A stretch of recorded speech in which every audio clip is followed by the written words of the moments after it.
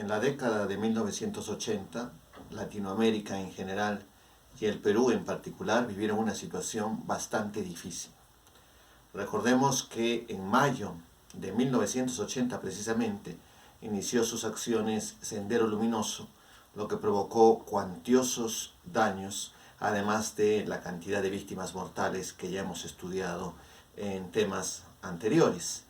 Pero lo que queremos ahora poner más énfasis es en el asunto de la situación económica. 1985 inicia su gobierno, su primer gobierno, Alan García, y a la crisis ya bastante fuerte de los primeros 5 años de esta década en que gobernaba Belaúnde Terry, se va a añadir una hiperinflación que bate récord en la historia del Perú y que convierte a nuestro país en uno de los que tiene la inflación más alta en todo el planeta. Esta terrible situación económica, que en la práctica significó prácticamente, que significó la quiebra del Estado, ¿no?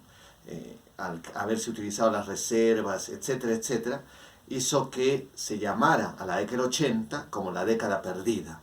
Es decir, que si nosotros nos ubicamos en el crecimiento económico que tenía el país, la situación económica, mejor diremos, que tenía el país en el año 80 y la comparamos con la del año 90, prácticamente estamos en el mismo nivel. Es como que no hubiera existido del 80 al 90.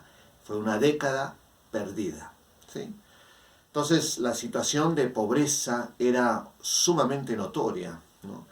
En los primeros 5 años, del 80 al 85, los programas de asistencia social no lograban alcanzar a toda la población que requería ayuda del Estado para poder sobrevivir. Es decir, había muchísimos compatriotas que no tenían acceso ni siquiera a una alimentación adecuada. En la segunda mitad de la década del 80, por el recrudecimiento del conflicto armado, más la errática política económica del gobierno de ese momento, hicieron pues que la situación se volviera aún más grave. Entonces ustedes pueden preguntar a sus padres cómo eran en esa época las Navidades, por ejemplo, ¿no? Y entonces les contarán pues de que los centros comerciales lucían vacíos prácticamente hasta el 23 de diciembre, que recién empezaba a verse compradores, porque la gente no tenía pues los medios económicos para adquirir regalos o ese tipo de cosas, ¿no? Entonces la situación era bastante crítica. En el año 90 llega Alberto Fujimori al poder y en el año 92, ¿no? Da un autogolpe de Estado que viene combinado con una serie de medidas que se conocen como neoliberales, convirtiendo al Perú en uno de los países más neoliberales del mundo, y que esto lo vamos a estudiar después, pero adelantémoslo, y que eso implicó retirar al Estado de toda actividad económica que en ese momento tenía y que era bastante fuerte. Los ferrocarriles eran propiedad del Estado, la compañía telefónica era propiedad del Estado, las minas eran propiedad del Estado, e incluso gran parte de la actividad pesquera era propiedad del Estado. Y así podríamos señalar una infinidad de ejemplos en los que el Estado tenía un protagonismo en la vida económica del país. Bueno, a partir del 90 se empieza a desmantelar todo esto, todas las empresas estatales empiezan a ser vendidas y entonces eso lógicamente le permite al Estado tener ingresos millonarios porque está vendiendo sus pertenencias, ¿no? Con estos ingresos que se tienen, de alguna manera se alivia la crisis con programas sociales gigantescos, ¿no? Entonces va a aparecer un programa de apoyo alimentario, un programa de apoyo para pequeños proyectos, programas de asistencia médica, etcétera, ¿sí?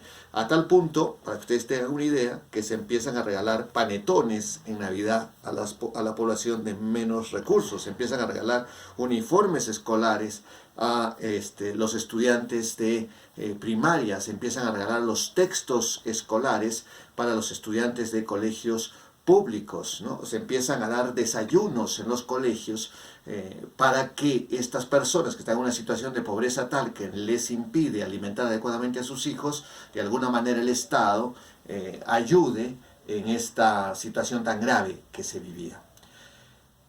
Llegamos así al año 2001, cuando por fin acaba la dictadura de Fujimori y se inicia el gobierno de Alejandro Toledo. Y la economía peruana empieza a crecer de manera espectacular. Nos convertimos en el ejemplo mundial. En las citas de los grandes empresarios, ministros de economía del mundo, se habla del Perú como un ejemplo a seguir, porque la economía peruana empieza a crecer espectacularmente, como probablemente a lo largo de su historia se haya visto muy pocas veces. Pero acá viene lo interesante. Podríamos decir que eso fue gracias a la conducción del gobierno por parte de Alejandro Toledo. Alejandro Toledo se distinguía como un presidente fuera de serie.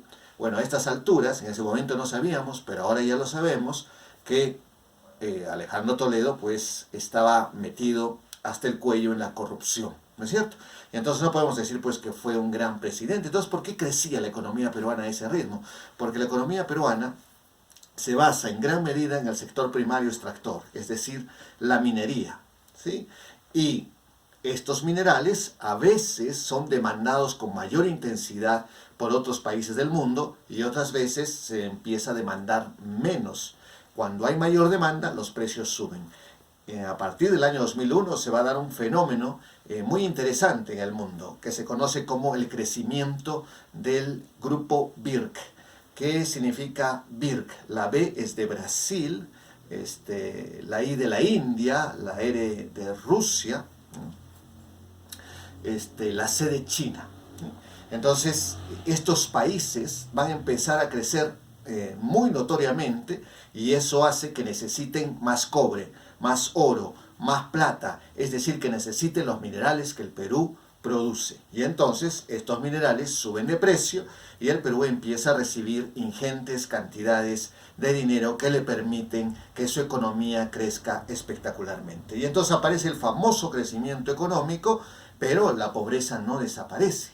Sigue habiendo pobreza en el Perú y entonces, ¿qué es lo que plantea el gobierno para que esta pobreza se alivie, disminuya? La teoría del chorreo. Es decir, que estos ingresos gigantescos, este crecimiento tan fuerte de la economía peruana, va a permitir que un grupo de peruanos obtenga tanto dinero que por una suerte de que ese dinero tiene que gastarlo en algo, etcétera, entonces va chorreando hacia los sectores menos favorecidos y así se aliviaría en algo la pobreza.